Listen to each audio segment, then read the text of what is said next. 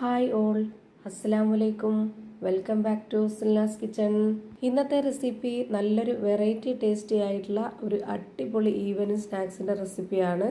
എത്ര കഴിച്ചാലും മതി വരാത്ത ഒരു കിടിലൻ ടേസ്റ്റി ആയിട്ടുള്ള നല്ലൊരു പലഹാരത്തിന്റെ റെസിപ്പിയാണ്. അപ്പോൾ ഇതെങ്ങനെയാണ് തയ്യാറാക്കിയെന്ന് അറിയാനായിട്ട് വീഡിയോ സ്കിപ്പ് ചെയ്യാതെ മുഴുവനായിട്ടൊന്ന് കണ്ടു നോക്കണേ. ഇനി നമുക്ക് റെസിപ്പിയിലോട്ട് കിടക്കാം. അപ്പോൾ നമ്മുടെ ഇന്നത്തെ ഈ ഒരു പലഹാരം തയ്യാറാക്കുന്നതിന് വേണ്ടിയിട്ട് ആദ്യം തന്നെ ഞാനിവിടെ സ്റ്റവിലേക്ക് ഒരു പാൻ വെച്ച് കൊടുത്തിട്ടുണ്ട്. ഫ്ലെയിം ഓൺ ആക്കിയതിന് ശേഷം അതിൽ ചെറിയൊരു പീസ് ബട്ടർ ഇട്ട് കൊടുത്തിട്ടുണ്ട്. ബട്ടർ ഇല്ലാന്നുണ്ടെങ്കിൽ നെയ്യ് ഒഴിച്ചു കൊടുത്താലും മതി. ഇനി ഇതിലേക്ക് ഇട്ട് കൊടുക്കേണ്ടത് മെഷർമെന്റ് കപ്പിന്റെ അളവിൽ 1/2 കപ്പ് അളവിലുള്ള തേങ്ങ ചിരകിയതാണ്. ഈ തേങ്ങ ഇനി കുറച്ചൊന്ന് വറുത്തെടുക്കണം. ഒരുപാട് നന്നായിട്ട് കളറൊക്കെ മാറി വരുന്നവരെ വറുക്കേണ്ട ആവശ്യമില്ല. ഈ വീഡിയോസ് കണ്ടുകൊണ്ടിരിക്കുമ്പോൾ തന്നെ സിൽനാസ് കിച്ചൺ ചാനൽ ആദ്യമായിട്ട് കാണുന്നവരാണെങ്കിൽ പ്ലീസ് ഒന്ന് സബ്സ്ക്രൈബ് ചെയ്തേക്കണേ. അതിനോടൊപ്പം തന്നെ ഈ വീഡിയോസ് നിങ്ങൾക്ക് ഇഷ്ടപ്പെടുകയാണെങ്കിൽ ലൈക്ക് ചെയ്ത് ഷെയർ ചെയ്ത് സപ്പോർട്ട് ചെയ്യണേ. ഇതിന്റെ കൂടെ തന്നെ ഇതുപോലൊരു സ്പൂൺ അളവിൽ 1/2 സ്പൂൺ പെരിഞ്ജീരകമാണ് ഇട്ട് കൊടുക്കുന്നത്. പിന്നെ ഇതിലേക്ക് കട്ട് ചെയ്തെടുത്തിട്ടുള്ള സവോളയാണ് ഇട്ട് കൊടുക്കുന്നത്. ചെറിയ ഉള്ളി ഉണ്ടെങ്കിൽ അത് 2-3 എണ്ണം ഇട്ട് കൊടുത്താലും മതി. ഇനി ഇതിലേക്ക് ഇതുപോലെ ഒരല്ലി വെളുത്തുള്ളി ഇട്ട് കൊടുക്കുന്നുണ്ട്. ഇതെല്ലാം കൂടി ഇനി നന്നായിട്ടൊന്ന് മൂപ്പിച്ചെടുക്കണം. ഇതുപോലെ ബട്ടറോ നെയ്യോ ഇട്ടിട്ട് മൂപ്പിച്ചെടുക്കുമ്പോഴത്തേക്ക് തേങ്ങ നല്ലൊരു മണമൊക്കെ വരുന്ന സമയത്ത് ചെറുതായിട്ടൊന്ന് കളറൊന്ന് മാറി വരുമ്പോൾ നമുക്കിതിന്റെ ഫ്ലെയിം ഓഫ് ചെയ്ത് കൊടുക്കണം. അതുവരേക്കും നമ്മൾ ലോ ഫ്ലെയിമിൽ ഇട്ട് കൊടുത്തിട്ട് ഇതുപോലെ നന്നായി ഇളക്കി കൊടുക്കുക. കരിഞ്ഞു പോകാനിടയാവരുത്. ഇപ്പോഴാ ഇതിന്റെ കളറൊക്കെ മാറി തേങ്ങ നന്നായിട്ട് മൂത്ത് വന്നിട്ടുണ്ട്. ഇതാണ് ഇതിന്റെ കറക്റ്റ് ആയിട്ടുള്ള പരുവം. ഈ ഒരു പരുവാകുമ്പോൾ നമുക്കിതിന്റെ ഫ്ലെയിം ഓഫ് ചെയ്ത് കൊടുക്കണം. ഈ ഒരു പാനിൽ തന്നെ വെച്ചിരിക്കരുത്, ഇനി വേറൊരു പാത്രത്തിലേക്ക് മാറ്റാവുന്നതാണ്. ഇതൊന്ന് ചൂടാറി വരട്ടെ. അപ്പോഴേക്ക് വേറൊരു കാര്യം കൂടി ചെയ്യാനുണ്ട്. അങ്ങനെ തേങ്ങ ഞാൻ വേറൊരു പാത്രത്തിലേക്ക് മാറ്റിയതിന് ശേഷം ഈ ഒരു പാൻ തന്നെ സ്റ്റൗവിലേക്ക് വെച്ച് കൊടുത്തിട്ടുണ്ട്. ഫ്ലെയിം ഓൺ ആക്കിയതിന് ശേഷം ഇതിലേക്ക് കുറച്ച് എണ്ണ ഒഴിച്ചു കൊടുത്തിട്ടുണ്ട്. എണ്ണ നന്നായിട്ടൊന്ന് ചൂടായിട്ട് വരുമ്പോൾ ഒരു 2 സവോള ഇതുപോലെ നീളത്തിൽ കട്ട് ചെയ്തെടുത്തത് ഈ ഒരു എണ്ണയിലേക്ക് ഇട്ട് കൊടുക്കുന്നുണ്ട്. നമ്മുടെ ഈ ഒരു മസാലയിൽ തക്കാളി ഇട്ട് കൊടുക്കുന്നില്ല, ഇതിന് തക്കാളി നിർബന്ധമില്ല. ഇനി ഇതിലേക്ക് 2 പച്ചമുളകും ഒരു ചെറിയ കഷ്ണം ഇഞ്ചിയും 3 അല്ലി വെളുത്തുള്ളിയും കട്ട് ചെയ്തിട്ട് ഇതിലേക്ക് ഇട്ട് കൊടുക്കുന്നുണ്ട്. ഇഞ്ചിയും വെളുത്തുള്ളിയും ചതച്ചെടുത്ത് ചേർക്കുകയാണെന്നുണ്ടെങ്കിൽ അങ്ങനെയും ചെയ്യാം. ഞാനിവിടെ പൊടിയായിട്ട് അരിഞ്ഞെടുത്തിട്ടാണ് ഇട്ട് കൊടുത്തിട്ടുള്ളത്. ഇനി ഇതിലേക്ക് 1 സ്പൂൺ അളവിൽ മുഴുവൻ കുരുമുളക് ചതച്ചെടുത്തതാണ് ഇതിലേക്ക് ഇട്ട് കൊടുക്കുന്നത്. പൊടിയാണ് ഉള്ളതെന്നുണ്ടെങ്കിൽ അത് ഇട്ട് കൊടുത്താലും മതി. ഇനി ഇതുപോലൊരു സ്പൂൺ അളവിൽ 1 സ്പൂൺ നിറയെ മുളക് പൊടിയാണ് ഇട്ട് കൊടുക്കുന്നത്.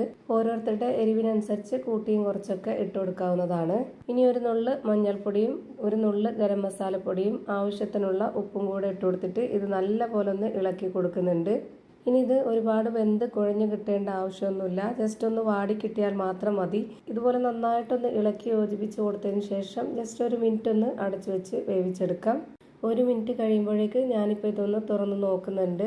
ഇപ്പോൾ ഇതാ ഈ ഒരു പരുവത്തിലാണ് കിട്ടിയിട്ടുള്ളത്. ഇത്രയും മതി. ഇനി നമുക്കിതിൻ്റെ ഫ്ലെയിം ഓഫ് ചെയ്ത് കൊടുക്കാം.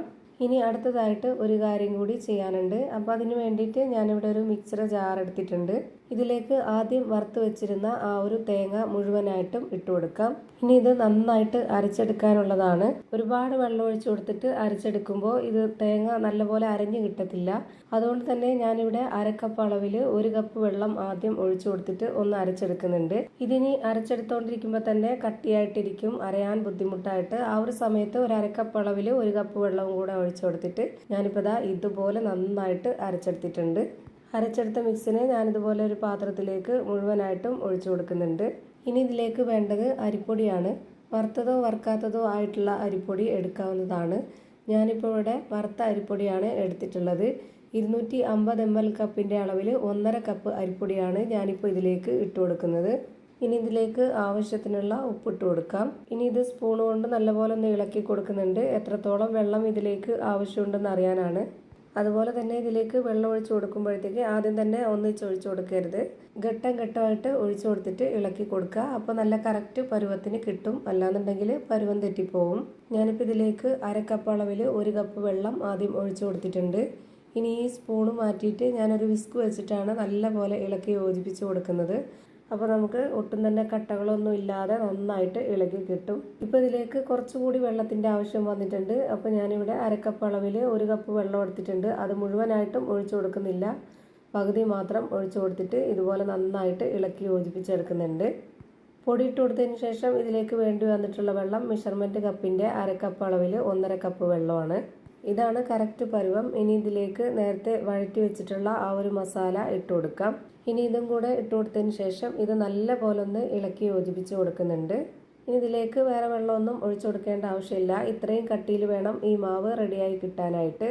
ഇതാണ് ഇതിൻ്റെ കറക്റ്റ് ആയിട്ടുള്ള പരുവം. ഇനി ഇത് വേവിച്ചെടുക്കാം. അപ്പോൾ ഇനി അതിന് വേണ്ടിയിട്ട് സ്റ്റവിലേക്ക് ഒരു പാൻ വെച്ച് കൊടുത്തിട്ടുണ്ട്. ഫ്ലെയിം ഓൺ ആക്കിയതിന് ശേഷം നല്ല പോലെ ലോ ഫ്ലെയിമിൽ ഇട്ട് കൊടുക്കുക. അതിൽ കുറച്ച് എണ്ണ ഒഴിച്ചു കൊടുത്തതിന് ശേഷം എണ്ണ ഇതുപോലെ ഒരു ബ്രഷ് വെച്ചിട്ട് നല്ല പോലെ ഒന്ന് സ്പ്രെഡാക്കി കൊടുക്കുന്നുണ്ട്. എന്നിട്ട് ഇതിലേക്ക് നേരത്തെ സെറ്റാക്കി വെച്ചിട്ടുള്ള ആ ഒരു മാവ് മുഴുവനായിട്ടും ഇതിലേക്ക് ഒഴിച്ചു കൊടുക്കാം. ഇനി ഇതുപോലെ ഒരു സ്പാച്ച് വെച്ചിട്ട് കറക്റ്റാക്കി കൊടുക്കാം. ഇനി ഇതിന് മുകളിലേക്കായിട്ട് പുഴുങ്ങി കട്ട് ചെയ്തെടുത്തിട്ടുള്ള മുട്ടയാണ് വെച്ച് കൊടുക്കുന്നത്.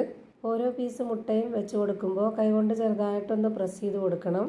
ഈ മുട്ട മുഴുവനായിട്ടും വെച്ച് കൊടുത്തതിന് ശേഷം കാണാനൊരു ഭംഗിക്ക് വേണ്ടിയിട്ട് പച്ചമുളക് ചെറുതായിട്ട് കട്ട് ചെയ്തിട്ട് ഇതിന് മുകളിലേക്കായിട്ട് ഇട്ട് കൊടുക്കുന്നുണ്ട്. മല്ലിയിലയും കറിവേപ്പിലയും ഉണ്ടെന്നുണ്ടെങ്കിൽ അത് ചെറിയ ചെറിയ പീസുകളാക്കിയിട്ട് ഇട്ട് കൊടുത്താലും മതി. ഒന്നും ഇട്ട് കൊടുത്തില്ലെങ്കിലും കുഴപ്പമൊന്നുമില്ല. വീഡിയോയ്ക്ക് കാണാനൊരു ഭംഗിക്ക് വേണ്ടി ഇട്ട് കൊടുത്തെന്ന് മാത്രം. ഇനി ഇതുപോലെ സ്പാച്ച് വെച്ചിട്ട് ഇതിൻ്റെ സൈഡ് ഭാഗമൊക്കെ ഒന്ന് കറക്റ്റ് ചെയ്ത് കൊടുക്കുന്നുണ്ട്.